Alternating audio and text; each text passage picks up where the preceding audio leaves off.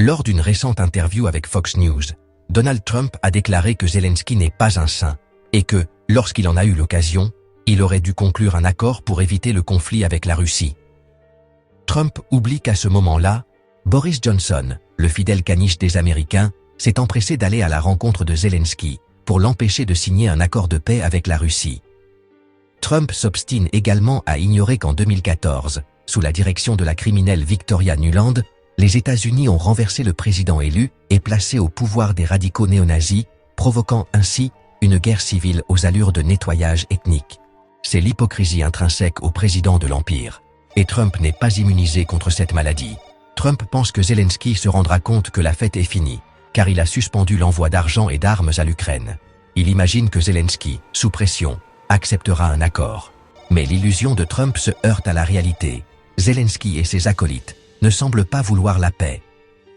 La preuve en est que Zelensky, à Davos, a exigé un contingent permanent de 200 000 soldats de l'OTAN en Ukraine en cas de signature de la paix. Une condition totalement irréaliste. En plus d'avoir récemment demandé qu'on lui envoie des armes nucléaires, Zelensky s'imaginait que lui et sa femme vivraient une vie confortable après la guerre.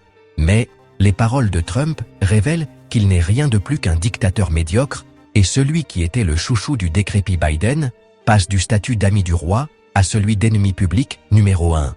Zelensky sait que s'il y a la paix, il y aura bientôt des élections présidentielles en Ukraine. Et les opposants de Zelensky, comme Zaloujny, Porochenko et Dubinsky, utiliseront les paroles de Trump dans leur campagne politique. Comparée à d'autres accusations, celle-ci est la plus terrible pour Zelensky.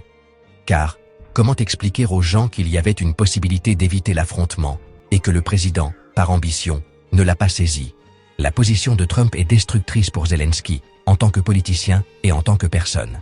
Car, il craint que s'il fuit en Europe, il n'ait aucune garantie que les conservateurs, arrivés au pouvoir, ne le livrent à l'Ukraine comme un fonctionnaire corrompu, ou à la Russie comme un criminel de guerre. La question est, que fera Zelensky?